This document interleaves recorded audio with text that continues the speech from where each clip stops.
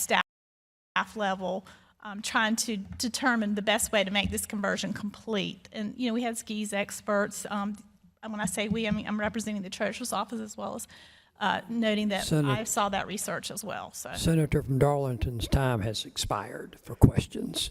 I'm going next to the senator from Sumter, Senator Zale, followed by the senator from Charleston, Senator Taylor. Thank you, Mr. President. I just have some questions for the treasurer. And while he's approaching, first I want to just say to the body, or actually to the treasurer's podium there, is first, Mr. Treasurer, you know, I don't believe anyone is having fun with any of this. I do believe that this is extremely serious in nature. I appreciate personally you being here. Despite some strategy, I do believe from your team implying that what this body is doing is in any way conflated with overthrowing tin-pot dictators in third world countries, I think that is wholly inappropriate and extremely offensive to me personally, as someone who spent 20 years of my life in the military fighting these bad actors in their backyard. My question to you, sir, and in good faith, I will suspend that, absolutely suspend my sense of and sensibilities of being offended on that. I believe you deserve an accurate and fair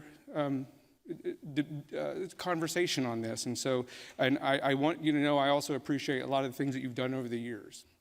My question is this, that we hear about this all the time throughout this exercise. We've heard, you know, whose problem it is, who's responsible, who's not responsible, who should be taking responsibility, who hasn't. One thing I have not heard is how do we fix it? What answer? I've studied the AlixPartners report extensively. I took great notes. I had about 30 questions I wanted to ask you and your team. Most of them were answered in the presentation, so I appreciate your extensive research and communicating that to us. But my question is, and it's just really this simple, how do we fix this? Is this a legislative issue? Is it a regulatory issue? Is it a conversation that the CGO, the STO, the OSA, and everybody else needs to get with and figure out whose responsibility is? And I say that because when I was in the military, oftentimes when I gave a job to everybody, it never got done, right? And I think that that's what I feel to some degree has happened here.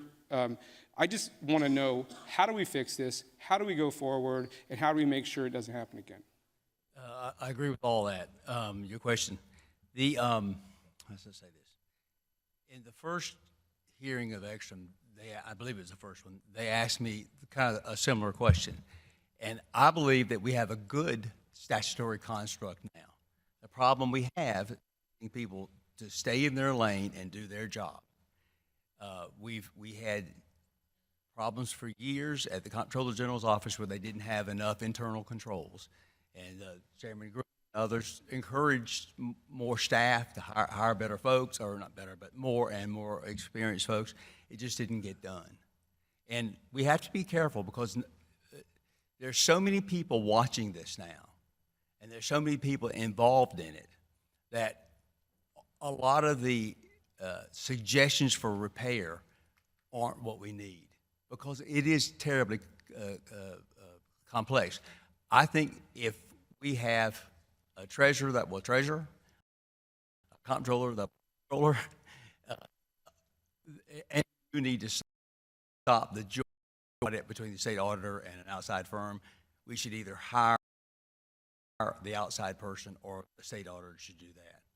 Yes, sir. Well, I appreciate that. And so when you say we need the treasurer to be the treasurer, is this a structural issue? No. Is it? Oh, I'm sorry. So how do we define what's the CGO's job, what's your job outside? I mean, again, I keep coming back to the place where it was everybody's job, so it was nobody's job. And so how do we fix that? Well, again, if we follow the statutes, one of the statutes is that the Comptroller General is a complete check on the Treasurer's Office. I've never seen that kind of language anywhere. And what that's saying is we don't want the guy with the money writing the checks. What does that tell us? He can't tell me how to manage money, to invest money, things like that. But what he can do is make sure he likes the way we're doing our accounting. And also, if you read the Alex Partner report, and I believe the Malden Jenkins report as well, the Comptroller General's office does not communicate well with other people. Somebody might say that about me. Every time I mention his name, people think you're trashing the guy. I'm not. It's just these reports tell us a lot, and we have to pay attention to them. I have had conversations with the former comptroller who I liked. We didn't agree on some things, but I liked him. And I thought they need to have a bigger presence in their office. Like statewide accounting, those people shouldn't be in the office all day. They should get out and around. I mean, that's the kind of thing we have to do. And I think that will now happen because we've got a new. Well, yes, well, it sounds to me like you're alluding to, and if I'm not, and I'm not trying to play gotcha here. I still don't feel that is a defined enough answer to get us where we need to be. Is this, so what I heard in that, and correct me if I'm wrong, is that there could potentially be a solution in crafting law, adding another sentence to a law saying the Comptroller General will do X at the appropriate time. Is that what I'm hearing? Well, I think a lot of this, if I recall correctly, the General Assembly was kind to the Comptroller General's office and gave them money to hire an outside firm this year. I believe it starts July 1st. And that firm, as I understand it, will really help them overhaul the office. There's a lot of good people in the Comptroller General's office. Know a lot of them. Some of them used to work for us. But they need an overhaul. When I came to the Treasurer's office, somebody shows you we had problems with our early audits. That was because it was an old and sleepy office. We haven't had a finding on our audits in 7 years now. So that shows you the difference. And I think what y'all have already done by hiring this new company, they're going to do policy and procedures. They'll do desk audits. They'll say, all right, there's Mr. Hutto there, Senator Hutto. What does he do? What's he supposed to do? And he says he's working with Russell but Russell says, I don't know anything about it. So that's what they come in and clear all those types of things up. They will do 5 years worth of work in the 6 months or a year that they're there. And it would be, it won't be acrimonious. They'll be glad to be there. I understand, and I also understand that. Thank you for that. I also understand that government moves oftentimes as slow as a glacier, and that a lot of the issues that we're dealing with are very complex. Again, as my question, so your answer is we essentially wait for the reporting to be done from this particular consulting firm that will give us recommendations on how to structure, and I'm going back to that, how to sort of formalize and codify these responsible entities and agencies to ensure through code and language, whether it be regulatory, statutory, whatever it is. So I keep hearing, and correct me if I'm wrong, is we need to look at our agencies and individually sort of rebuild them to make sure that they are accountable? There are a lot of people looking at the agencies now. So I'm hopeful about all this. It's a terrible way to get here. The Treasurer's Office got a little head start on everybody else, but the Comptroller General's office is in gear. They're rolling. We got the state auditor knows they're going to have change, and so I feel confident about it all. I think maybe in a year or two, it would seem to me that once we're better communicating with each other, that we all get together and say, I don't want to do this anymore. You need to do that. It's a better fit for you, that type of thing. And then y'all codify it. Yes, sir. Well, I would like to ask you just from my perspective, and I'll leave it here, Mr. President. What I would like to see is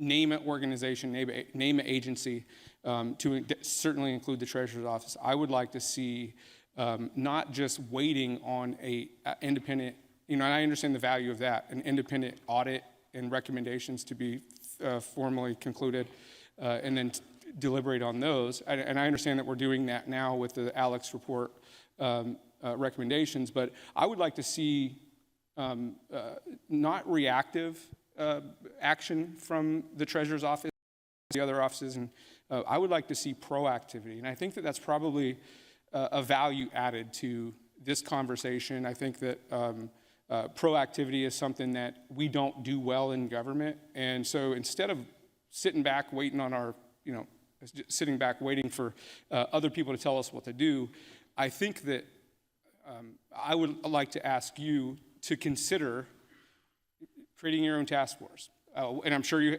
probably have, to some degree, but really getting after the problems that the treasurer's office is facing, digging deep in, and then I think it would suit us well to know that y'all are digging in and you're offering up those problems and solutions prior to us, decades later, Senator, finding them out after the fact. Thank you, Mr. Senator, President. your time has expired for asking questions. I'll go next to asking questions, the senator from Charleston, Senator Tedder, then come into the senator from Chester, Senator Stubbs. Thank you, Mr. President. Mr. Treasurer, I got a couple questions for you. You mentioned following the statute. So my first question is pretty simple. It's just a yes or no. Do you believe that you have a duty to report discrepancies of accounting to the General Assembly? Yes or no?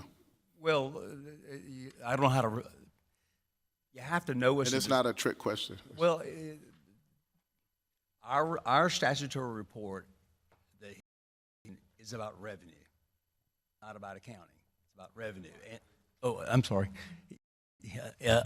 It's about revenue, and that because every year we have new revenue. So that's what that's about. So that wouldn't have been captured in this issue.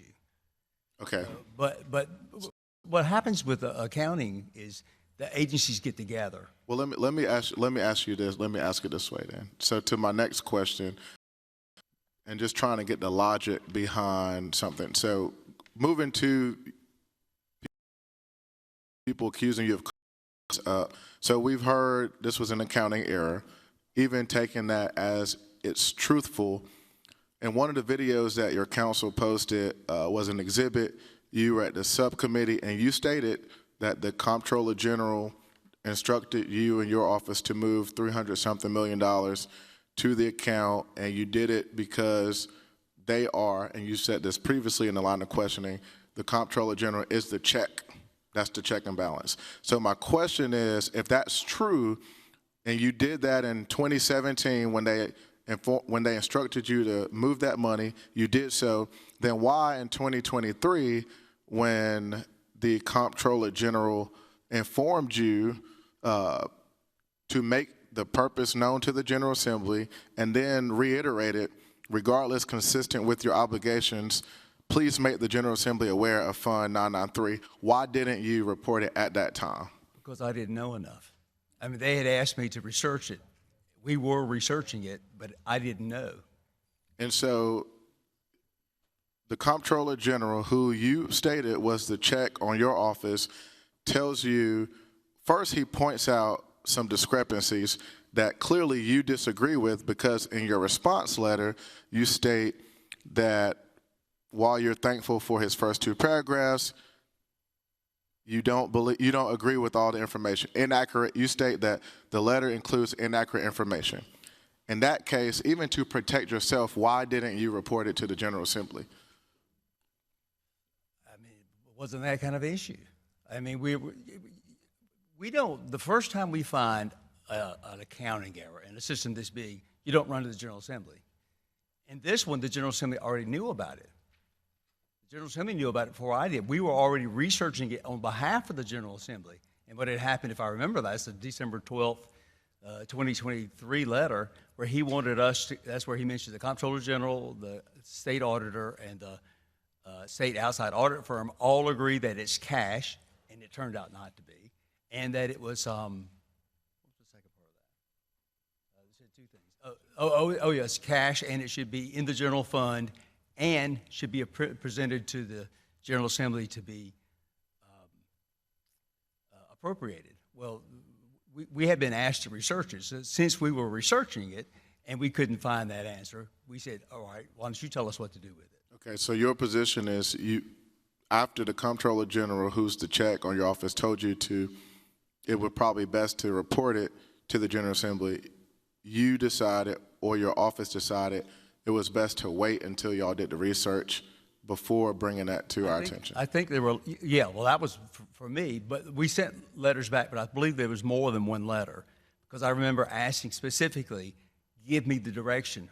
Where do you want the money to go?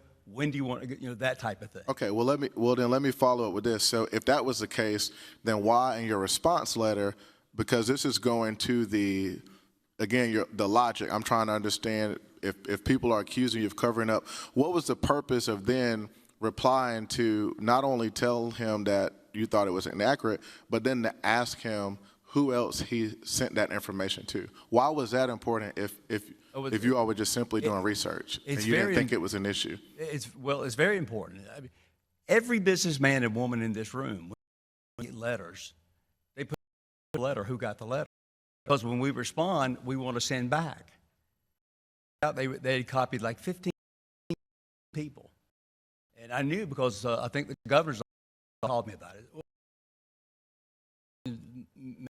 Senator Peeler's office or Bruce Banner, some office called and happened to mention the letter. And I said, well, who else got this letter?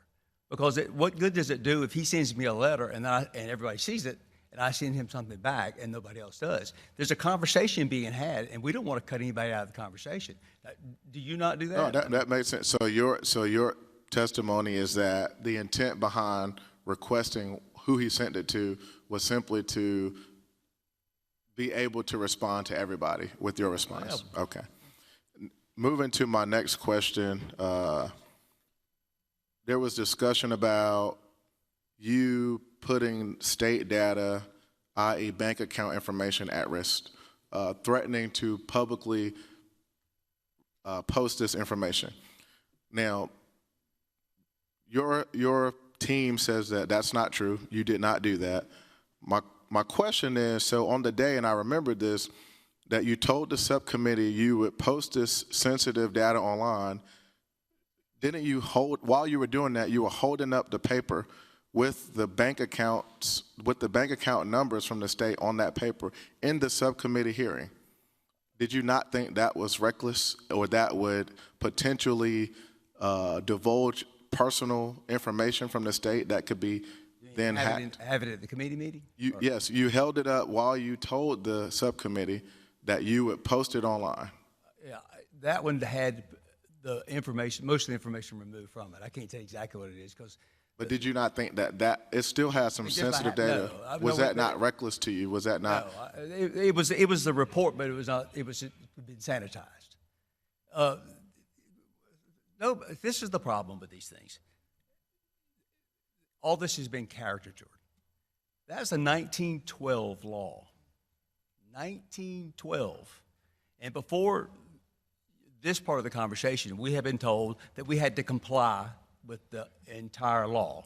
And if I remember right, Melissa, don't mess this up because it's been a while, we're supposed to deliver a copy of all the checks we write every day in print form to the Comptroller General's office in 1912. They thought I should do that. We write over 5 million checks a year. So we're going to haul those upstairs, print them, haul them upstairs, and then they're going to do what with them? Because it's all in an electronic system. You see, so this was the tenor of the conversation. There were several other parts of that conversation, the same type of thing, which I just can't tell you how we would have never thought that conversation would come up. I've been in charge of that law. It's been in my office for 14 years. It never occurred to anybody that we were doing anything with that law. But they wanted us to do all of those other things, and they said, why don't you comply with the law? And to comply with the law, as they said, we would have to put all that information. And I fought it tooth and nail. And in the end, I finally said, I've been here, 5 hours or something like that. I'm supposed to be there 15 minutes. And I said, here's what I'll do. I said, all right, we'll post it. But first, we'll call Department of Administration, the Secret Service, and my IT. None of those three people would let us post anything. So it was never going to go up there.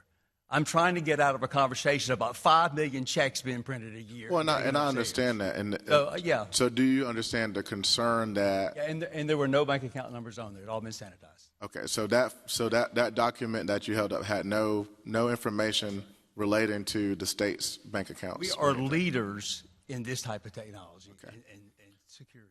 And then I guess lastly, I'll just go back to the first question, which was just a yes or no.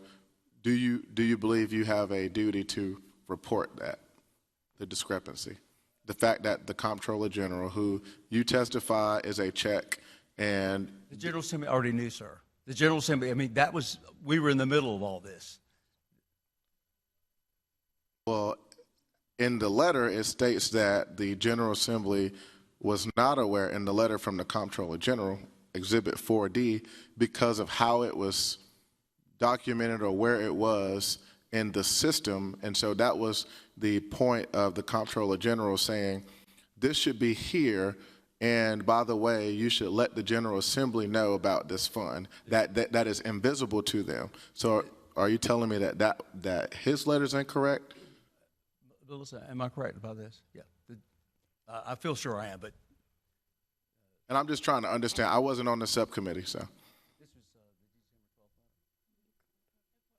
December 12th letter. So when the Comptroller General talked about how actual cash on hand at third-party institutions, and then this also makes it invisible to the General Assembly as available. Senator from Charleston, I'm sorry, your 10 minutes has expired. I know the question though. So yeah. And I'm Takes clear about us- it. That was what when he was saying invisible to the General Assembly, he just meant that it wasn't in the general ledger where they would normally see it, which was kind of true. But the General Assembly knew about that by then. Everybody knew about it. We had been tasked to look at it. I mean, it was common knowledge then. Thank you. Senator from Chester, Senator Stubbs, then followed by the senator from. Thank you, Orange. Mr. President. Thank you for being here today, Treasurer Loftus. I'm learning a lot today about the treasurer in the state of South Carolina and what your job responsibilities are. And I'm one of the freshman senators from Chester County. And actually, I went to your website here today and was kind of looking at, just some generalized stuff on there. And you've got a wonderful letter that is front and center from you, presumably to the citizens of the state of South Carolina. And it says, I act as the state's banker, managing, investing, and retaining custody of more than $70 billion in public funds for South Carolina. That's a big task, and I appreciate the fact that you do it with diligence. But I do have some questions in regards to revenues. And that sentence talks about investing. And one of the issues that I'm having trouble wrapping my head around here today, investment revenues are part of the revenues that you're tasked with managing, correct? Is that correct? Yeah. Oh, yes, sir. I'm sorry. And I was going through, and we've been given a lot of information. And quite frankly, I've intentionally tried to turn off some of the outside noise to give you my full attention here today. That's not swayed by politics or any of that other stuff. But I am having trouble rectifying the statement that I guess you gave to this Fox Carolina journalist that said that y'all had made over $194 million off this $1.8 billion. And so that's troubling for me. And so I'd just like to know, where'd you get the information that you made almost $200 million in interest off that account? Well, this is a little bit complicated, but we did. Okay, all right. So we don't invest by fund. We invest by bank account. And when the Comptroller General sets up the funds, they do a good job of it. It's like 2,500 of them or something like that. They're up here, and they're electronic representations of economic activity. And then we have the cash here separately at the banks and investment houses. So all this money drains down. Mr. Treasurer, could you speak in a little bit better? I'm having people complain they can't hear. Thank you, sir. All money drains down. You could just talk to him if it makes it easier. The money drains down to the bank accounts at night, just like at Wells Fargo or B of A. And then we invest those pooled monies because that's how you make money now. You couldn't invest, a million little accounts. So, so it comes down. Now, what we do is we invest every penny.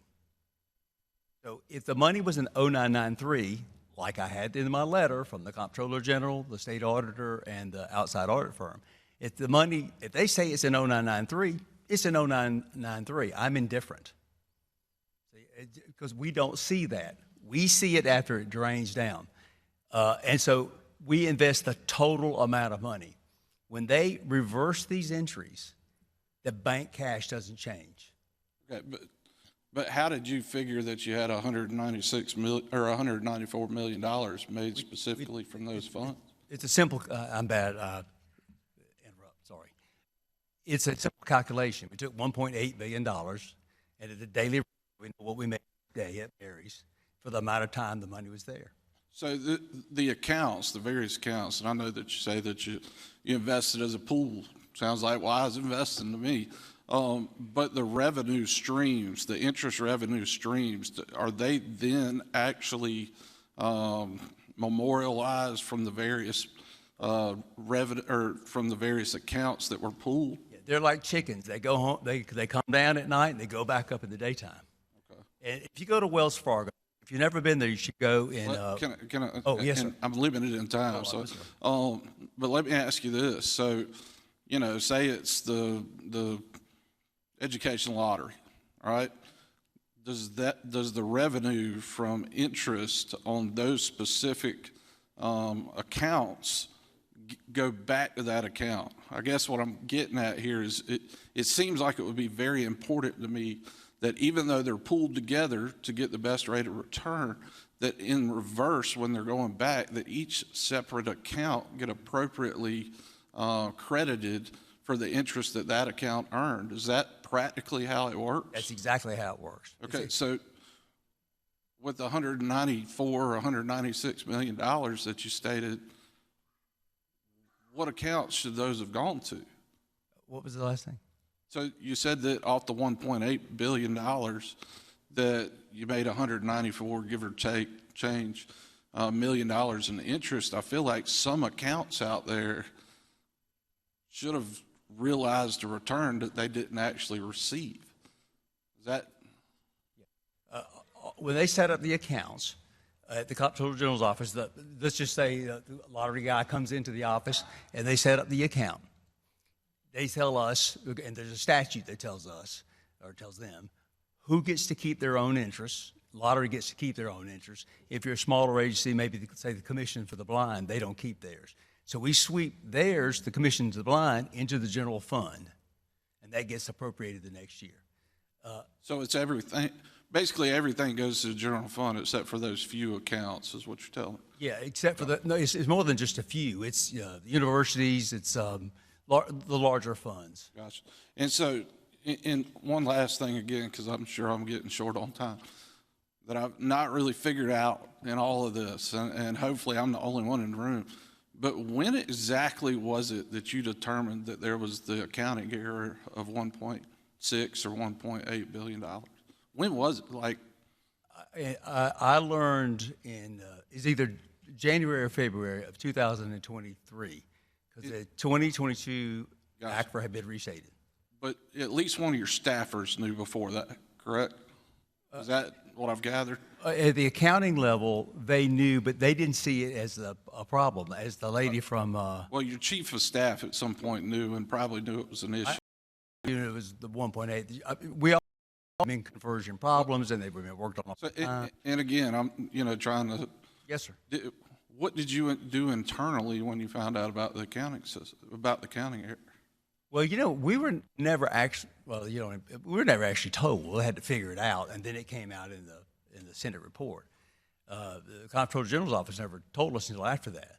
So we sniffed around and figured it out because it said in that report on General Ekstrom had a $1.3 billion conversion entry. So we went looking for conversion entries, and they only three of it because, Did you ask your staff when they discovered it? you mean then? No, I mean, again, After January or oh February, yeah, did you go through at some point, but almost everybody who was on that project on. The two people who know the most about that project are at the Comptroller General's office. Either one of them were for this. Did you ask that type of internal investigation Oh. and determine it? This goes back to you're the leader, right? This is Oh, your yeah, organization. Senator, we have thousands of hours. Since we found that, we have thousands of hours. Did that investigation produce a report? Did we actually do I don't know that we actually, well, we didn't, because partners came in. So we may have an interim or something, I just don't know. But it was all, what we were doing, it was all about the accounting part of it, the math, what happened, that type of thing. All right. Thanks for your question, sir. I've got several here. I'll go to in the order. So I've got Senator from Horry, then the Senator from Charleston, Senator Sutton, then Senator Devine. Then I'll add you to the Senator from Horry, Senator Rankin. Thank you, Mr. President. A couple of questions for you, sir, and I've had very limited time, so I want to be as respectful of your time and you mine, if you will. You heard your attorney's reference, I think, perhaps, and you sat there nodding in agreement that this is unparalleled in modern-day legislative history for a removal or impeachment, which this is not, of anyone in the country. Do you remember hearing, I think, Mr. Gasser tell us that? Do you agree with that? I didn't research it. I'm sorry? I didn't research it, I don't know. Well, in fact, in your campaign material to us that I got a text from someone on your behalf, effectively, as was invoked, they're coming for me and they're coming for the conservative judges if the people let us get you. You remember, are you aware of that campaign? Yes, sir. So you're aware, slightly ironic, because you've got President Trump's picture up there with you beside him. You're aware right now that there's efforts by President Trump and some to impeach judges that he doesn't agree with the rulings of. I don't agree with any of that. Well, but you have to agree with the facts that in our country, a quick Google search, there have been 7 treasurers removed from office, 26 governors, countless historic precedents for the very thing that we're here doing and weighing very seriously with you.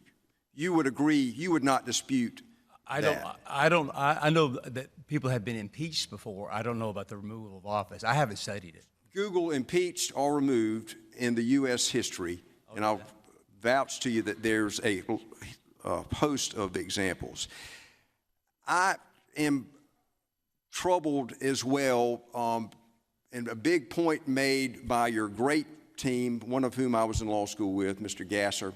Mr. Barbieri is much younger than we are, but y'all made the point, and perhaps it was the other counsel, your deputy counsel, that this conversation about I'm going to post it or I'm not, to Senator Tedder's question, holding something up, kind of polished and smoothed to me was this, I'm not really going to do it. I think y'all said you're not going to do it. You kind of just said, I'm not going to post this sensitive data. That's your position, correct? It never occurred to me to. Never occurred to you. Here is what is historically unprecedented to me, and it is Exhibit 6E, an extraordinarily unusual letter from Marcia Adams, Director of Administration, Department of Administration, who is writing you singularly, sir, copying the governor, copying President Alexander, copying Senator Peeler, Merle Smith, Bruce Bannister, Larry Grooms, and the Comptroller General, Mr. Gaines, admonishing you not to do this, telling you that it effectively strongly recommending that the email from Miss Clarissa Adams not be published. Miss Adams works for you, correct? So this is not a very congenial conversation that you are being admonished not to do what today y'all are describing. We were never going to do it. She wrote that letter pursuant to the call from the committee, who, by the way, never called me. This committee letter was dated April 4, 2024, correct? I don't know. Again, y'all made reference to this, that it was not that big a deal. But well, let's just move on, because y'all referenced in a great way, because I celebrate South Carolina's successes too, and you're talking about the team, South Carolina's team. You have affidavits from every employee or former employee of the Secretary of Treasurer's office, correct? Not every, but There's no other state agency employee, past or present, who has submitted an affidavit on your behalf, is there? I don't think we asked. Let me just show you. Take a look. I think those are the affidavits that y'all have submitted here today, and perhaps I'm wrong, but I circled the employment of every affidavit that you've submitted, Mr. Eubanks as well. My question to you, if Ms. Adams imploring you not to do something that is going to jeopardize South Carolinians' safety, security, why don't you have an affidavit from her telling us it tain't so? I'm asking you, Mr. Treasurer, because again, your counsel can say one thing, but I'm asking you, if this is a conversation, this is a pretty damning letter that it takes witnessing to every other state leader shaming you effectively not to do something.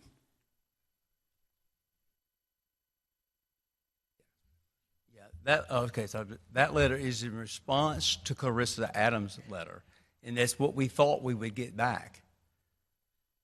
So why did she have to copy everybody else? Why? I mean, she doesn't reference any, had coffee with the Secretary of Treasurer. We're just having I mean, this is serious business that is timely, apparently, telling you not to do something. And so is this wrong? Bottom line, is this, am I mischaracterizing this as? I think so. You have me as a bit of a disadvantage. It's because I just don't know. I mean, I can find out, but I can't know everything. I'm sorry. We have some lawyers here we can consult with it. And again, I love lawyers. Yeah. I know one.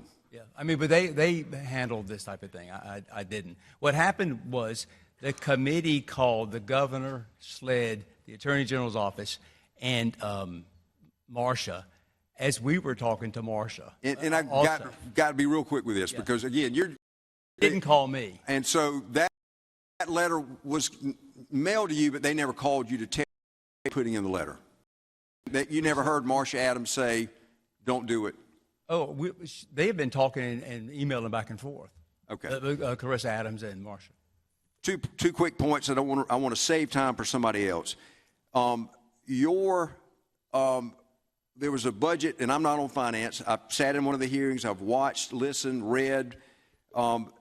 You were given money in the 2024 budget, I'm told, that was to audit these very errors, and that you did not spend that money for an audit, that you spent it on a new program or computer programs. Are you talking about the $1.2 million?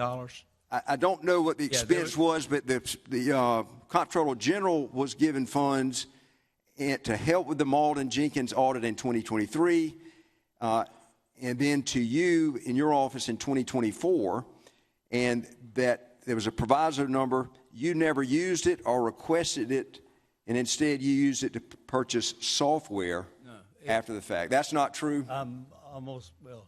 And again, yes or no. If you don't know it, that's fine. If you don't know it, and I don't need her to tell us yay or nay, but you don't know it. Yeah, it went back to the General Assembly, right? Okay. Yeah, we didn't spend the money. Oh, all right, super. Finally, Mr. Treasurer, and I don't relish standing up with a limited amount of time asking questions in a forum that you agreed to.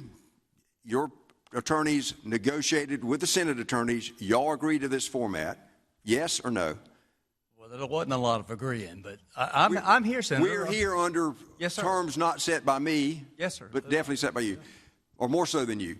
The reality for us, and Senator Cash mentioned it well, and Senator Stubbs, with everything that you market, it makes it so difficult for me to tell my neighbor today, riding out of my neighborhood, to explain to him how the only banker in South Carolina who represents himself as doing all these things for the good that you were charged, and God bless you for doing, but who cannot explain the most glaring, historically unprecedented fiscal FUBAR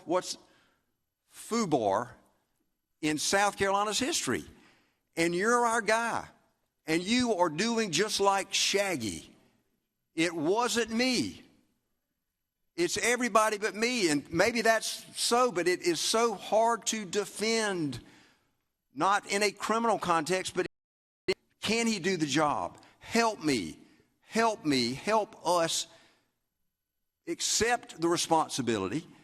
Well, If you did it, would you tell me what you want me to accept responsibility for? But because it's complicated. am I the chief banker? Accept this. But Am I I'm the not chief banker or accountant. are you? I'm not the chief accountant, and that's the problem. But you're the chief banker. And so when I'm talking to my constituent about my banker, the number one banker in South Carolina is looking to somebody else to figure out where's the money, that's pretty hard. It was $1.6 billion of budget dollars, not real folding cash. We deal with folding cash. We don't deal with the budget dollars. Senator Stubbs' predecessor. I mean, just do the money. Cash. You're saying it's cash. Your own record is saying it's cash, and I got interest. Look, I've generated interest. Senator, And I apologize. Thank you so much. But Senator, because the Comptroller General told me it was cash. You see, we refer it was cash. because the Comptroller General gave me a letter. Senator's time expires. Senator from Edgefield, what purpose do you rise? Mr. President, I think we're at a good time to take a break. I would move that we break for dinner until 7:45. All those in favor say aye. Opposed, no. The ayes have it. We'll stand in recess as a committee of the whole. Just 7:45.